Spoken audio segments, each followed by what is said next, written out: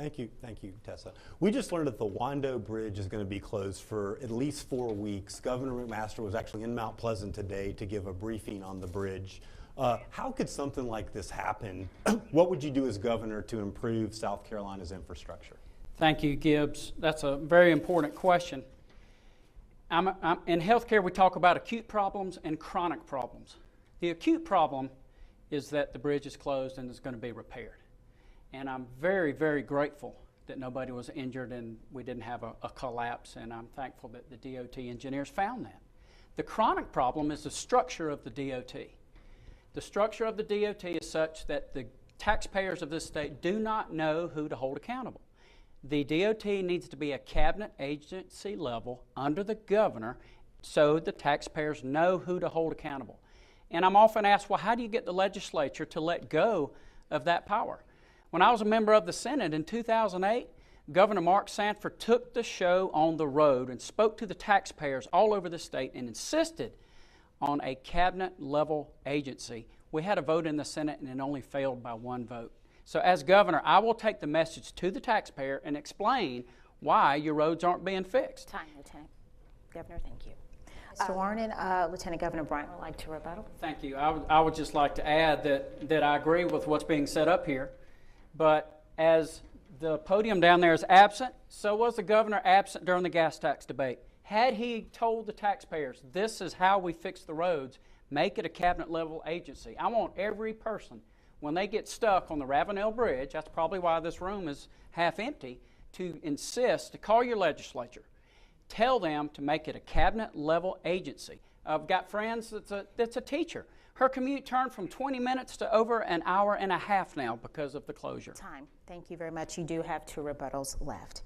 Our next question, Alexandra will pose to Mr. McGill. In the last year, we've had one of the deadliest prison riots in South Carolina history, a high-profile escape that led to a nationwide manhunt, and more than a dozen corrections employees arrested on federal charges. Who should be held accountable, and what can be done to improve the situation? Forgive me, Mr. Bryant. No problem, no problem. And you call me Mr. Bryant, I'll tell Daddy you said hello when I get home. Yeah. I've sponsored legislation to merge these agencies that Mr. Warren referred to. And you're not going to hear me talk about spending taxpayer dollars very often, but I will on Department of Corrections. We're the least funded Department of Corrections in the country. And as like it's been said, what folks do is they'll get the training and get qualified as a law enforcement officer. They'll go to the Department of Corrections, and then they'll find a better opportunity in another agency or another state. And I don't blame them for doing that, but we've got to pay these law enforcement officers who are putting their lives on the line to protect us. And also, waiting on the federal government for permission to jam the cell phones like the governor has suggested, that's laughable. We got to protect South Carolinians, and like Catherine said, who cares what Washington says? We got to jam those cell phones. All right, thank you. Now, Brian has the next question and will be posed to Ms. Templeton.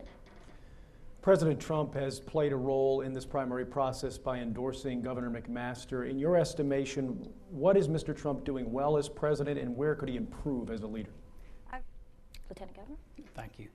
President Trump is taking on the swamp. He promised to drain the swamp, and the swamp is full of snakes and alligators, Republicans and Democrats, and these snakes and alligators are fighting back.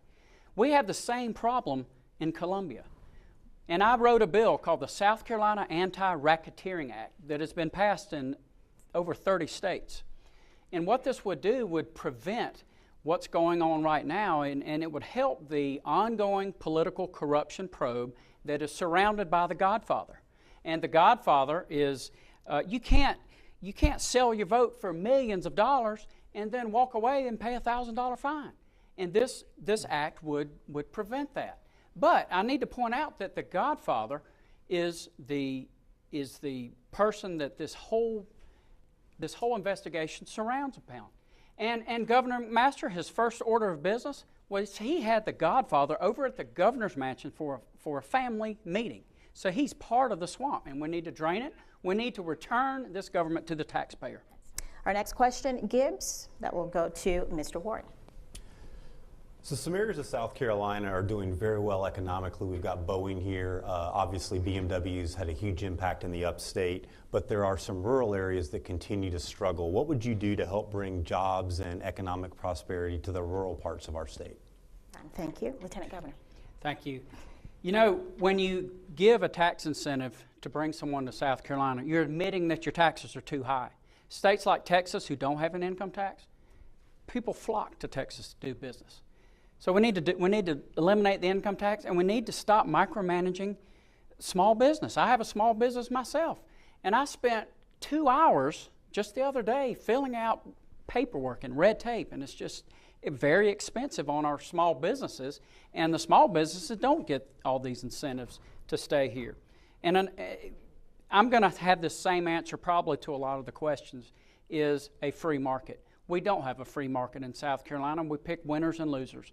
But when we have a free market and we let free market consumer choice drive our economy, and when we eliminate the income tax and put money in the pockets of consumers, that's the best thing we can do to spur our economy, is leave money in your pockets and you choose how you spend it instead of the tax collectors and the special interest and the trough dwellers spending it in Columbia. Our next question, Alexandra, posing it to Lieutenant Governor Bryant. In light of the Me Too movement and the national conversation about sexual harassment, what are adequate protections for women in the workplace? Well, I'll tell you what we do in our pharmacy and what needs to be policy. It's not complicated. Keep your mouth shut and keep your hands to yourself. I've thrown customers out of my drugstore for saying things and doing things inappropriate to our employees. I was the first elected official to call for the resignation of the sheriff in Greenville County for using his position. Law enforcement is supposed to protect us from predators, and he was a predator himself. So the main thing we need to do is encourage these victims to come forward and applaud their courage for coming forward and telling their stories. Criminal domestic violence in this state, we saw some little bit of reform in South Carolina, but not very much. Ray Rice, who beat his girlfriend half to death in South Carolina, that would have been a misdemeanor. And we did have 1, 2, and 3 categories of criminal domestic violence, but it is just absurd that if someone beats someone half to death, that it's not a felony. Brian, you have the next question, and we'll begin with Mr. Warren. Just yesterday, we learned that FBI agents were on the scene of the failed nuclear project at the V.C. Summer site in Fairfield County. It's just the latest development in that ongoing probe into that failed multi-billion-dollar project. If you were elected governor, what would you do to address that continuing situation? Thank you. Lieutenant Governor. The ratepayer needs their money back. If you walked to my pharmacy and ordered a product today and I told you it'd be here next week and you paid $300 and you came back next week and it's not there, you'd want your $300 back. I have learned to listen very, very carefully in Columbia to what's not being said. We've seen all these grand plans of Dominion coming in and giving these average $1,000 checks and giving a small rate reduction. Well, I asked the question of a person from Dominion, well, how much percentage is that's going to be going back to the ratepayer? And they said 60%. I said, that is unacceptable. That needs to be 100%. And then next, once we get out of this mess, and I have too called for the removal of the whole board of Santee Cooper. But I want to add that we've seen what government involvement does. We need, here again, free markets. A lot of states have free market consumer choice with their utilities. South Carolina, we do not. Florida, Pennsylvania, Time. Texas. Time. Thank you. Next question, Gibbs, going to Mrs. Templeton. Hurricane season is 2 weeks away, and flooding's a major problem in South Carolina. We've got storm surge concerns here in the Low Country and in the PD, but in the Midlands, they had very serious flooding with a 1,000-year flood.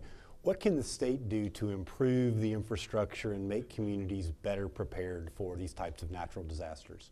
Thank you. I too have sat through the process when we had the last hurricane season, because under the Lieutenant Governor's office is the Office on Aging. But I need to stress one more time that the problem with our infrastructure here again is because of the structure of the DOT. The legislature has so much control of the DOT. We've seen the money flow to Greenville, and then we've seen the money flow to Charleston, and now Charleston is being punished. That's why we've got this bridge that's out right now. But the governor was absent during the gas tax debate, the highest tax increase in South Carolina history to pour more money in a broken system.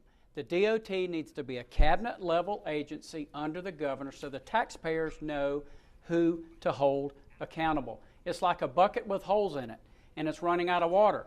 You fix the holes first before you pour more water in it. And that's the same way I look at the Department of Transportation to fix our roads. School shootings have been a hot topic lately. Republicans have typically sided with the NRA, favoring mental health solutions over gun control. Where do you come down on this issue? Go ahead. Lieutenant Governor. Thank you.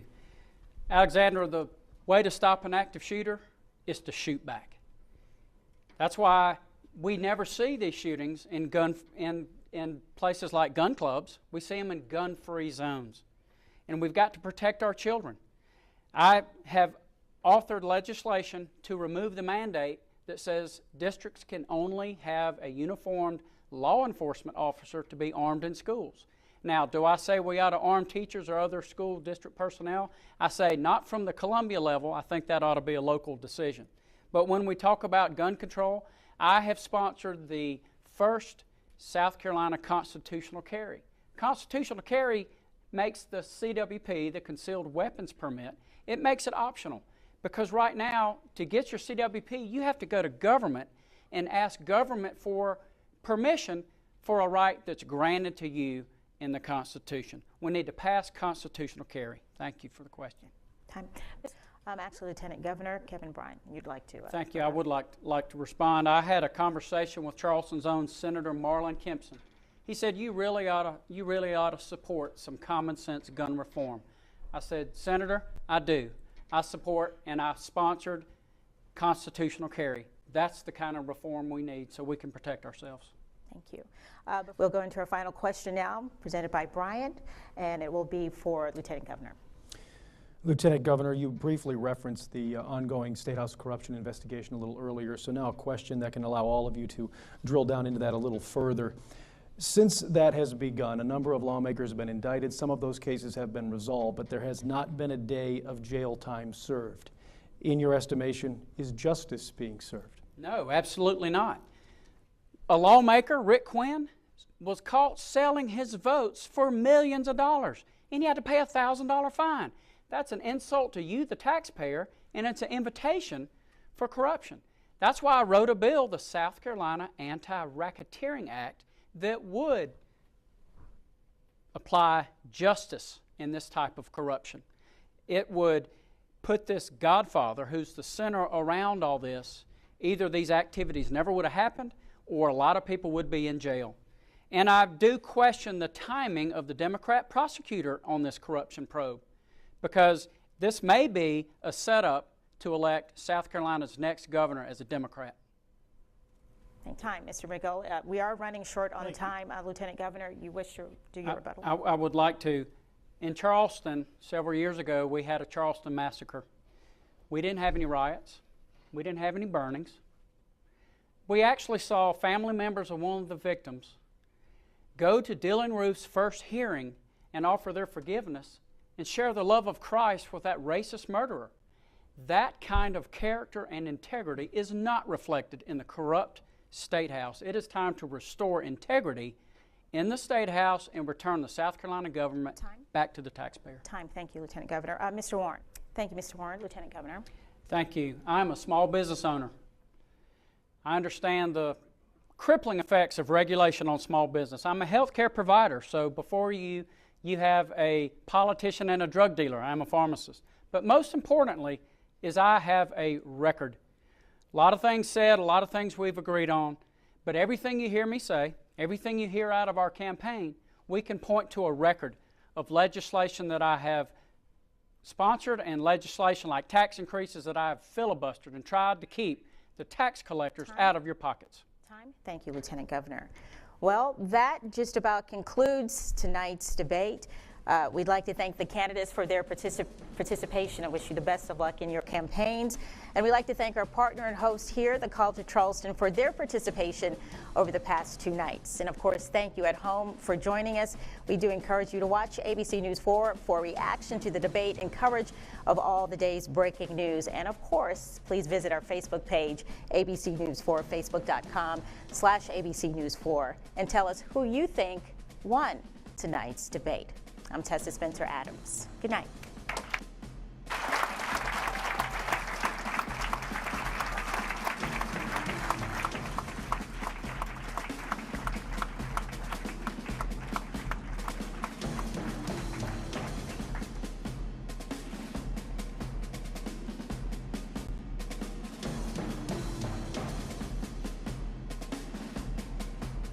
Tonight's debate is sponsored by the South Carolina Coalition for Voter Participation. You can reach them at 833-348-7350 or like us on Facebook.